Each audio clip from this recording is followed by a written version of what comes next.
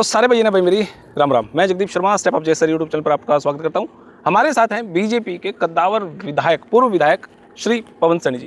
Sir नमस्कार, प्रणाम जी। नमस्ते जगदीप भाई, बहुत कैसे बहुत हैं सर? सभी बहुत अच्छे हूँ। सभी स्टेप अप जय सर के दर्शकों को भी मेरी नमस्कार जी। तो मैं तो आप मशहूर हैं, वैसे तो हमारे पूर्व विधायक जी बड़े मशहूर हैं साइकिल मैन के नाम से। जब मोदी साहब का मैंने भाषण सुना, उन्होंने कहा कि भाई पेट्रोल कम खर्चो 1 साल के लिए थोड़ा सा, तो मेरे दिमाग में गया, मैं कहा विधायक जी तो राजी हो गए होंगे, भाई मैं साइकिल पर चला करता था, साइकिल पर चला करेगा क्यों कर सो। तो बैठी है बात, आपने कैसी लगी? मोदी जी ने कई चीज़ें कही, पेट्रोल कम खर्चो, गोल्ड कम यूज़ करो, फर्टिलाइजर्स खेतों में जो यूज़ करा वो कम यूज़ करो, और विदेशों में कम जाओ। ये बातें आपने क्या लगी? लगातार 2 दिन मीडिया में आए रहे। देखिए, मैं तो ये कह सकता हूँ, मोदी जी ने वीआईपी कल्चर का भी जिक्र किया था, लेकिन मैंने उनसे पहले भी कई महीने पहले मैंने अपनी गाड़ी से जो हमारी नारंगी बत्ती होती है वो मैंने उतार के रख दी थी। मैंने कहा था मेरे विधानसभा क्षेत्र की जनता मेरी बत्ती है। और लगभग 2 महीने के बाद आदरणीय प्रधानमंत्री नरेंद्र मोदी जी ने पूरे देश के जो है ना सारे नेताओं से आह्वान किया, कोई बत्ती नहीं लगाएगा, तो बत्ती उसमें बाद में उतरी है। और एक बहुत अच्छा मैसेज, क्योंकि बत्ती के चक्कर में संसद पे अटैक भी हो गया था और टोल प्लाजा पे भी लोग जा रहे हैं, और फिर बत्ती के कारण कुछ भी मिसयूज का गलत उपयोग हो सकता है, उसका हुआ भी है। लेकिन जो आपने अभी पेट्रोल की चर्चा की है, वास्तव में ये ग्लोबल वार्मिंग है। ठीक है, हम लोग कमरा ठंडा करने के लिए जब एसी चलाते हैं तो अंदर जितनी ठंडक होती है उससे ज़्यादा बाहर गर्मी फेंकता है, भयंकर गर्मी, बहुत भयंकर। एसी के पीछे से गुजरा तो बिल्कुल चमड़ी सी उतर जाए। बिल्कुल बिल्कुल बिल्कुल। तो उसके लिए मैंने उस समय, मुझे आदरणीय पूर्व मुख्यमंत्री मनोहर लाल जी ने मुझे साइकिल मैन की उपाधि दी थी, और मैं लाडवा विधानसभा क्षेत्र से विधानसभा भवन तक साइकिल पे, क्योंकि विधानसभा का नंबर 11 था, तो 11 साइकिल लेकर के हम लोग गए थे। और मैं पूरे टेन्योर के अंदर, कार्यकाल में, मैं साइकिल, मेरा विधानसभा क्षेत्र में साइकिल पे जाता था। जो गांव नज़दीक रहता था, पीछे से मतलब अकेला आता था, लेकिन जिस गांव में जाना होता था उस गांव के प्रवेश से जो है ना, उस गांव के 20-30 हमारे साथी साइकिल पे आते थे, फिर गांव में घूम करके उनकी समस्या सुना करता था। और माननीय पूर्व मुख्यमंत्री मनोहर लाल जी ने गोल चक्कर से लेकर के सचिवालय तक, विधानसभा भवन तक साइकिल ट्रैक बनवाने का काम किया था। तो वहाँ भी मैं आसपास सचिवालय में जाना, किसी मंत्री कार्यालय जाना, विधानसभा भवन जाना, तो मैं साइकिल पे जाता था। मैंने लोगों को बहुत जागरूक किया। छोटे छोटे काम हैं, अपने नगर खेड़ा, दादा खेड़ा को नहाने के लिए जाना है तो साइकिल पे जाना चाहिए, हम लोग मोटरसाइकिल पे जाते हैं। लाइब्रेरी में जाना है, बाज़ार से, बूथ से कुछ सामान लेकर के आना है, अपने सेक्टर में, अपने मोहल्ले में किसी साथी से मिलने के लिए जाना, तो भी मैंने कहा था साइकिल पे जाना चाहिए। उस समय मंगलवार नो कार का भी हमने एक ट्रेंड शुरू किया था। मंगलवार no car, car free day मंगलवार को किया था, और कुरुक्षेत्र में उसके लिए कई जगह हमने साइकिलें भी खड़ी की थी। और मंगलवार को शुरू भी कर दिया था। जो जज थे, न्यायाधीश थे हमारे, जो विश्वविद्यालय के अंदर जो अध्यापक थे, मैं तो रेगुलर चलता था मंगलवार को ही। अगर विधानसभा क्षेत्र में जाना तो मैं ई रिक्शा से जाता था। तो उसके लिए मैंने खूब जागरूक लोगों को किया। आज भी मेरे पास साइकिल है, मैं नारायणगढ़ से चुनाव लड़ा हूँ, और मुझे इस बात का गर्व है, मेरे विधानसभा क्षेत्र लाडवे से आदरणीय मुख्यमंत्री मेरे बड़े भाई नायब सैनी जी वहाँ से विधायक बने हैं, आज पूरे प्रदेश के मुखिया हैं। तो मैंने यहाँ आकर भी मैं आपको फोटोग्राफ्स में भेज सकता हूँ। वो दिन नारायणगढ़ का हम जो है ना, सप्ताह में 10 दिन में चक्कर लगाते थे जागरूक करने के लिए भी। साइकिल पे अपने को चलना चाहिए। एक तो साइकिलिंग की फुल एक्सरसाइज, ठीक है, ये पूरी जो है ना एक्सरसाइज है साइकिल की। तो एक तो नई नसें हमारी जो हार्ट के अंदर, जो है दिल के अंदर, वो भी बनती हैं, और व्यायाम भी होता है। तो हमारा ग्लोबल वार्मिंग के लिए भी हमारा फायदा है, क्योंकि ऐसा तो नहीं है युद्ध चल रहा है इसलिए ऐसा किया गया? नहीं, उस समय ठीक है, हेल्थ ओरिएंटेड, ठीक है, समझ में आ गया। नहीं, उस समय भी था, उस समय भी कोई युद्ध नहीं था। तो छोटे छोटे काम, अगर गाड़ी नहीं तो स्कूटर पे चलें, स्कूटर से जाना है तो साइकिल से चलता है, साइकिल पे चलना चाहिए। ये जो अभी आदरणीय मोदी जी ने बात कही है, ये वास्तव में ये अपने दैनिक दिनचर्या में ये होनी चाहिए। अब उदाहरण के तौर पर, एक दिन अपना सरकारी व्हीकल में जाओ, बस में जाओ, बस में जाइए। वर्क फ्रॉम होम कहा है, जैसे डीसी कॉलोनी है, डीसी कॉलोनी में जो लोग रहते हैं उनके ऑफिस डीसी ऑफिस में पास है सारे, तो मुश्किल से जोर लगा करके आधा किलोमीटर, 1 किलोमीटर का दूरी है। जैसे कुछ विश्वविद्यालय के अंदर जो निवास बने हैं, तो उनसे विश्वविद्यालय के अंतर्गत जितने भी कार्यालय हैं वो सब उसी के परिसर के अंदर है। तो उनका 1 किलोमीटर, आधा किलोमीटर, इससे ज़्यादा नहीं है। साइकिल भी नहीं उठना चाहिए, पैदल चलना चाहिए। तो वो गाड़ियाँ लेकर के जाते हैं। पहले गाड़ी स्टार्ट करेंगे तो फिर वो ठंडी होगी, फिर चलेंगे, फिर बंद करेंगे तो फिर ठंडी करनी पड़ती है।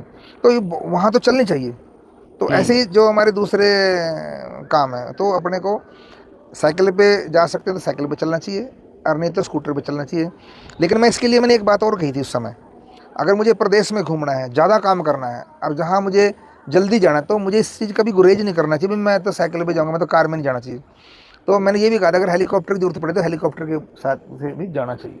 ठीक बात है। हाँ, लेकिन जो दैनिक दिनचर्या के अंदर जो काम है, अब मान ले मोदी जी ने कहा मेरे घर भी साइकिल खड़ा है, यहाँ भी अब साइकिल है वैसे मेरा। तो लोग बाइकों पे हेलमेट नहीं लगा, स्कूटी पे भी हेलमेट लगाते हैं। हाँ, मैं जो है ना, रूल्स रेगुलेशन को पूरा फॉलो करो। बिल्कुल, आप मुझे कभी गाड़ी में चेक कर लेना, मैं जब गाड़ी में बैठता हूँ, हम्म फ्रंट सीट पे बैठता हूँ, उसमें तो सब लोग लगाते हैं चलाने के डर से, हम्म। मैं अगर पिछली सीट पे बैठूंगा तो भी मैं बेल्ट सीट लगाता बेल्ट हूँ। लगाओगे? क्योंकि मैं आपको बताना चाहूँगा, जो समय में विधायक था, तो साइकिलिंग और जो है ना रोड सेफ्टी के ऊपर लगभग 20-25 देशों का सेमिनार था भुवनेश्वर में। तो मैं और हमारे IPS पंकज नैन जी, हम दोनों लोग हरियाणा से गए थे। तो मेरा पौने घंटे का एक मेरा भाषण भी था उसमें। तो उस समय वहाँ सारी जब डिटेल्स पता लगी, मुझे बताते बड़ी इस बात की हैरानी है, दुख भी है इस बात का, लगभग 2.5 से 3 लाख लोग रोड साइड एक्सीडेंट से वो मौत का ग्रास होते हैं। जो विकलांग हो गए, दिव्यांग हो गए, वो अलग है। यानी कि 2 लाख से भी ज़्यादा लोग जो है ना दुर्घटनाओं से अपनी जान से हाथ धो बैठते हैं। सवाल मेरा ये था कि मनमोहन सिंह की सरकार में उन्होंने कभी ऐसी अपील नहीं करी। नहीं नहीं, मोदी बिल्कुल साहब ऐसी अपील कर रहे हैं, नहीं नहीं, क्या जगदीप जी, ज्यादा पैनिक हो रखा है या क्या कहना चाहेंगे? नहीं, मैं ये कहना चाहता हूँ 2013 की भी बात है। उस समय शायद वित्त मंत्री पी चिदम्बरम जी थे, पी चिदम्बरम जी ने भी कहा था, और हमारे पूर्व प्रधानमंत्री आदरणीय सरदार मनमोहन सिंह जी ने भी कहा था, अपने को गोल्ड नहीं खरीदना चाहिए, पेट्रोल 1 साल डीजल, के लिए, हाँ। पेट्रोल डीजल नहीं करना चाहिए। और लेकिन जब देश के अंदर इस प्रकार की परिस्थितियाँ, जैसे लाल बहादुर शास्त्री जी थे, उन्होंने कहा एक समय के भोजन के लिए भी उन्होंने मना किया था, व्रत रखने के लिए कहा था एक समय के भोजन के लिए भी। तो लिए देश को और जो है ना किसी भी ऐसी मुसीबतों से उबारने के लिए, अगर ना भी दिक्कत आए पेट्रोल डीजल की जगदीप जी, फिर भी अपने को मजबूत करना चाहिए। हमारे बात बहुत से जो है ना ऐसे जो क्रांतिकारी हैं, मैं वाकया बताता हूँ चंद्रशेखर आजाद जी का। जी। जिस कमरे में बैठे थे, जी। तो बाहर से एक दूसरा साथी आया, तो उसने कहा कमरे के बाहर बदबू मार रही है, चमड़ी जलने की, मांस जलने की। तो अंदर जाके देखा, हमारे जो क्रांतिकारी वीर थे वो लोहे की सलाखें चमड़ी में से निकाल रहे थे। तो इसलिए हमारे जो क्रांतिकारी थे उन्होंने भी अपने आप को मजबूत किया था अंग्रेजों के साथ लड़ने के लिए। ये आवश्यक नहीं कि भी खाड़ी देशों से या ईरान से कहीं से भी तेल की दिक्कत आएगी, लेकिन अपने को तत्पर रहना चाहिए। मैं अगर आपको कहूँ 2 दिन पानी नहीं आएगा, अगर आपके घर में पानी की टंकी आधी भरी है ना, मैं दावे के साथ कह सकता हूँ आप 2 दिन 3 दिन इस पानी की टंकी से काम चला सकते हो। चला सकते हैं। नहीं तो दिन में एक बार सवेरे, एक दिन शाम को, एक बार शाम को पानी की टंकी भरती है। तो ये मोदी जी ने अच्छी बात कही है, और हम सबको इसके ऊपर चलना चाहिए। वर्क फ्रॉम होम, घर से काम करना चाहिए, बेवजह घूमना नहीं चाहिए।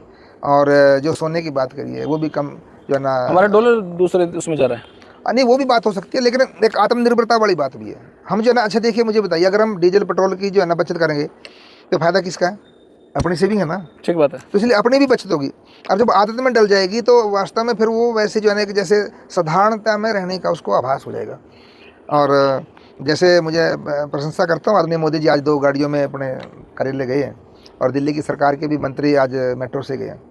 तो मैं आपके माध्यम से कहना चाहूँगा, हम सभी भारतवासी जहाँ आपका चल सकता है अभी साइकिल पे जाना चाहिए।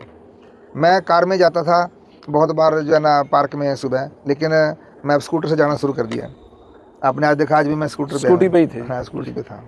अच्छा, दूसरा सवाल, अब रिजल्ट आया है मेयर का, एक उकलाना को छोड़ के हर जगह आप जीत रहे हो। तो ये नरेंद्र मोदी जी की जो नीतियाँ हैं, योजनाएं हैं हमारे संगठन की। ईवीएम वहाँ पे सेट नहीं हो पाई क्या? नहीं आ सकता। ये तो कांग्रेस के लोग, विपक्षी पार्टी के लोग वैसे रोना रोते हैं। देखिए, इसके लिए मैं अपने संगठन को और हमारे कार्यकर्ताओं को और आदरणीय मुख्यमंत्री जी को, हमारे प्रदेश अध्यक्ष जी को, संगठन को बहुत बहुत बधाई देता हूँ। क्योंकि संगठन की मजबूती के कारण, सरकार की योजनाओं के कारण, जो मोदी जी और हमारे नॉन स्टॉप मुख्यमंत्री, नॉन स्टॉप सरकार के मुखिया, उनके कारण से, उनकी योजनाओं के कारण जो है ना, हम सभी निगमों के मेयर जीते हैं, नगर पालिका नगर परिषदों के हम चेयरमैन जीते हैं, केवल उकलाना छोड़ करके। मैं कई बार वीडियोस देखता हूँ, भाजपा से किसान परेशान, भाजपा से युवा बेरोजगार परेशान, भाजपा से कर्मचारी परेशान। ये भाजपा चिंता क्यों कर है जी? ये बिल्कुल इसके ना विपरीत है। देखिए मैं बताता हूँ जी।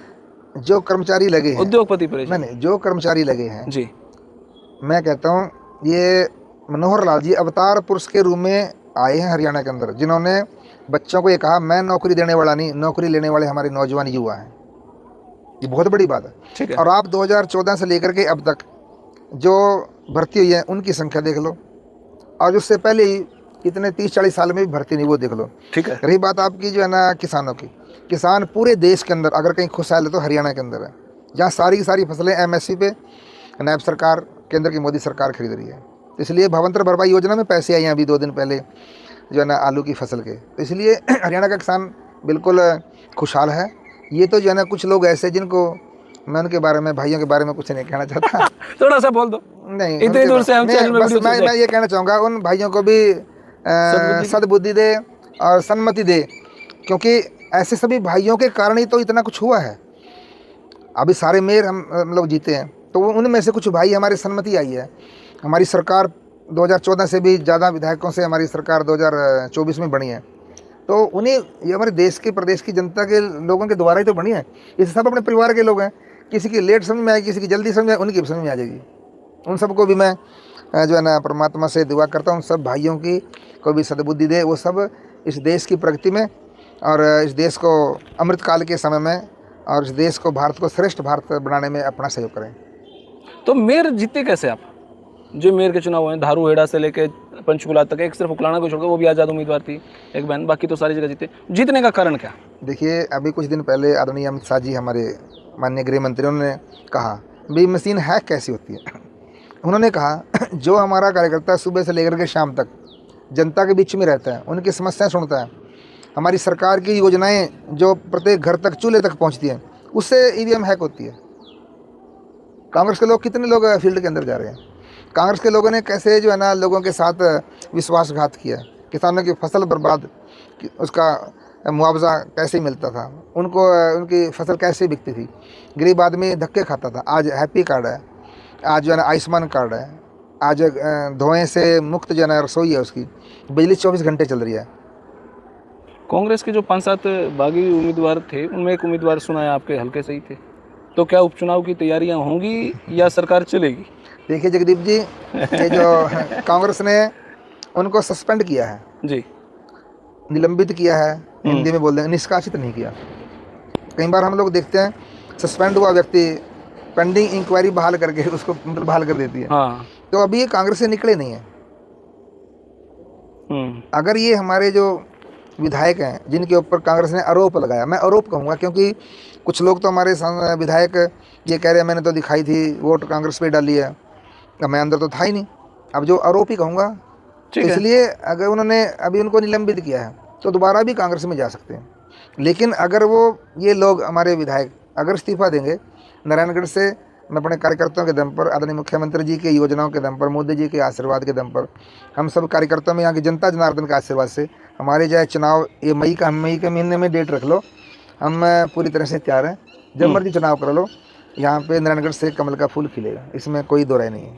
मैं कई बातें देख रहा हूँ इधर से, हमारे मुख्यमंत्री साहब हर डेली की डेली हर कंस्टिट्यूएंसी में कोई ना कोई रैली आयोजन कार्यक्रम कर रहे हैं। मुझे ऐसा लग रहा है कि कहीं पूरे हरियाणा में बहुत जल्दी चुनाव तो नहीं हो जाए? नहीं, वो जैसे मैंने कहा था, अमित शाह जी ने कहा हमारा कार्यकर्ता हर रोज रूटीन की बात है। कांग्रेस के लोग क्या करेंगे, जब चुनाव आएगा ना तब निकलेंगे, कोई 6 महीने पहले निकलेगा, कोई जन 15 दिन पहले, 20 दिन पहले निकलेगा, कोई जब टिकटों की चर्चा तब चलेगा, निकलेगा घर से। लेकिन हमारी सरकार के मुखिया, हम सब कार्यकर्ता वो रूटीन में ही फील्ड में रहते हैं, इसलिए रूटीन है आदरणीय मुख्यमंत्री जी का। उनका ये नहीं पता सुबह चंडीगढ़, शाम को जो है ना दोपहर को सिरसा, दोपहर को हर दूसरे दिन पंजाब भी जा रहे हैं। नहीं, देखो अपने पंजाब की तैयारियां, हाँ पड़ोसी प्रदेश है पंजाब। अब जैसा माहौल पश्चिम बंगाल का और बिहार के अंदर बीजेपी की सरकार आई है, असम के अंदर आई है बड़ी प्रचंड बहुमत से जी, तो मुझे लगता है पंजाब के अंदर भी जो है ना उसका करंट है। और मुझे लगता है आने वाले दिनों के अंदर उत्तर प्रदेश, उत्तराखंड में सरकार रिपीट होगी जी, लेकिन पंजाब के अंदर भी भारतीय जनता पार्टी का कमल खिलेगा, क्योंकि उन लोगों ने सब देख लिया, सब धरने प्रदर्शनों में देख लिया। अभी हरियाणा तो यहाँ का किसान खुशहाल है, यहाँ की सारी फसलें अच्छे एमएसपी पर बिक रही हैं, और पंजाब में तो समय पर तनख्वाह नहीं कर्मचारियों को मिल रही है। तो मुझे लगता है पंजाब के अंदर भी आदरणीय मुख्यमंत्री जा रहे हैं, उनका बड़ा प्रभाव है, लोग उनसे मिलने के लिए आ रहे हैं, वो बीजेपी के अंदर जोड़ भी रहे हैं। तो आने वाले समय के अंदर पंजाब के अंदर भी भारतीय जनता पार्टी की सरकार बनना तय है, ऐसा मुझे लगता है। अभी एक चर्चा चली है कि अमित शाह जी अब पंजाब चुनाव तक चंडीगढ़ रहेंगे, तो अगर ये इतना सीरियस है तो फिर तो पंजाब बहुत आसान सा लगता होगा आपको, क्या कहना, क्या सोच है? और पंजाब अगर जीतोगे तो किन मुद्दों पे आपको ये लगा भाई हाँ ये मुद्दे हैं और इन पे तो हम जीतेंगे? देखिए, अब बच्चे का अप्रैल में दाखिला हुआ है जी, एग्ज़ाम उसके पेपर का 31 मार्च को। जी। जो अप्रैल से ही पढ़ना शुरू करेगा तो 31 मार्च को उसका रिजल्ट अच्छा आएगा, तो परिणाम एडमिशन अच्छे हो आएगा। चुका है यहाँ पे। तो अब उधर के चुनाव हो गए, निपट गए, जी। तो अगले चुनाव के लिए निश्चित रूप से संगठन जो है ना उसकी योजना रचना बढ़ाता है। फिर भी क्या एजेंडा है? एजेंडा देखिए सीधी सी बात नशा है। जैसे? हाँ, एजेंडा सीधी सी है। पंजाब के अंदर नशा बहुत है, गांव-गांव के अंदर हमारे नौजवान धर्म परिवर्तन? धर्म परिवर्तन भी हो सकता है, लेकिन वहाँ पर जो किसान की हालत बड़ी बदहाल है। खालिस्तानी मूवमेंट? देखिए वहाँ के, अब मैं वहाँ का वो तो विश्लेषक तो नहीं हूँ, हमें लेकिन पता तो सारा ही है जी। नहीं नहीं, मैं भाई विश्लेषक नहीं हूँ, लेकिन वहाँ पर जो किसानों की हालत है, जी। वहाँ पर जो मूलभूत एक आवश्यकता एक परिवार को चाहिए, वो वहाँ नहीं है। वहाँ केवल जो है ना हमारे बड़े भाई भगवंत मांझी कमेडियन हैं, मुझे नहीं लगता कुछ दिन पहले उनकी वो जो है ना हार्ड ड्रिंक जो है ना शराब पी के भी उनकी वीडियो थी, पता नहीं, न जाने, मेरे पास तो अलग सेंसर था हाँ, नहीं, कई मैं बार वहाँ, वो हाँ, लेकिन वहाँ टेस्ट आ जाता है जी फिर भी। नहीं, जी। तो लेकिन वहाँ सबसे बड़ा मुद्दा जो है ना वहाँ के किसानों की, वहाँ के युवाओं की, ये बहुत बड़ा मुद्दा है। और वहाँ पर जो मूलभूत आवश्यकताएं हैं, वहाँ पर समय पर खाद नहीं मिल रहा, वहाँ पर किसानों की बिजली 24 घंटे नहीं मिल रही, वहाँ पर युवा जो है ना किस प्रकार से दिशाहीन घूम रहा है, नशे की लत लगी है। तो ये बहुत सारे मुद्दे हैं। अब पंजाब को लगने लगा हमारे बड़े भाई को भी, जैसे हरियाणा में सब खुशहाल है, तो वो भी चाहता है पंजाब के अंदर भी खुशहाली आए। तो इसलिए भाजपा की तरफ जो है ना वहाँ के लोगों का मूड है, और हमारा संगठन उसकी तैयारी में लगा हुआ है। जिस तरीके से मैं देख रहा हूँ बिहार मैंने देखा, जिस तरीके से मैं पश्चिम बंगाल को देखा, क्योंकि कुछ बाउंड्री लाइन है, उसी प्रकार जिस प्रकार से पंजाब पाकिस्तान की बाउंड्री लाइन पे है। क्या भाजपा इसलिए इन एरियाज को सीरियस ले रही है? भाई वहाँ पे ज़्यादा ध्यान देना जरूरी है, जो भी गतिरोध होता है तो कई बार वहाँ से होता है। नहीं, ऐसी बात इसको नहीं। लेकर सीरियस होता है सिस्टम? नहीं, देखो सीरियस तो भारतीय जनता पार्टी, जितना मैं कह सकता हूँ बाहर सीमाओं से खतरा है, अपने देश के अंदर भी तो बहुत सी ऐसे सोशल एलिमेंट, हाँ, सोशल एलिमेंट्स ऐसे हैं जिनसे देश को आंतरिक खतरा है। लेकिन मध्य प्रदेश तो देश के बीच में है, वहाँ भी चौथी बार सरकार बनी है, छत्तीसगढ़ में सरकार बनी है, तो ऐसी बात नहीं। भारतीय जनता पार्टी प्रदेश के और पूरे देश के 140 करोड़ जनता की चिंता करती है। और मोदी जब बाहर जाते हैं तब भी बोलते हैं ये मोदी जी का हाथ नहीं, ये हिंदुस्तान के 140 करोड़ जनता का हाथ है। इसलिए सबका साथ, सबका विकास, सबका प्रयास, सबके विश्वास को लेकर के भारतीय जनता पार्टी काम कर रही है। तो भैया हमारे साथ पवन सैनी जी, और मैं ये कहता हूँ ये भाजपा के चाणक्य हैं। जब 2022 की बात है, मैं विधायक जी से मिला और मैंने पूछा जी अब क्या कहना है 2024 में जब इलेक्शन होंगे, तो विधायक जी बोले जगदीप एग्जैक्ट रिपोर्ट तो मैं तभी दे पाऊंगा 6 महीने पहले। तो जब 6 महीने रह गए, जनवरी फरवरी की बात है जी 2024 के, तब मैं बोला जी क्या रहेगा, ये बोले 2014 से बड़ी जीत। अब मैं बोला जी अब तो स्थिति ही खराब है, बहुत डैमेज स्थिति है। तो उन्होंने बोले देख लेना आराम से। तो वो बिल्कुल आराम से, जब मैंने वीडियो बनाई तो यही कहा था भी 44-45 सीटें आएंगी। हालांकि अपडेट थी बहुत सारे लोगों के पास 50 के लगभग सीटें, मैंने फिर भी डरते डरते 44-45 सीटें बोली, लेकिन एग्जैक्ट भाजपा जीती। तीनों मेयर के बारे में मैंने कहा था, तीनों मेयर हमारे जीतेंगे। तो भाई चाणक्य, हमारे चाणक्य हैं पवन सैनी जी भाजपा पार्टी के, और बहुत डीप लेवल पे काम करते हैं, बहुत हर घर के है ना जी? कमल खिलना तय है नारायणगढ़ के अंदर। यहाँ की जनता जनार्दन के प्यार से, यहाँ के कार्यकर्ताओं के प्यार से, आदरणीय मुख्यमंत्री नायब सैनी जी और हमारे मोदी जी की योजनाओं के कारण जो है ना नारायणगढ़ हम इस समय कमल का फूल जीत रहा है। तो भाई सच है, ऐसा ही होता है। चुनाव पानी के मेंढक की तरह नहीं हो, आज है 6 महीने तो बाहर निकला है और फिर नहीं है फिर अंदर चले गए। यह भाजपा है भाई, संघ है 24 घंटे एक्टिव। फिलहाल यह वीडियो इतनी, आपने कैसी लगी कमेंट बॉक्स में राय दे। तब तक के लिए धन्यवाद, जिंदाबाद। नमस्कार।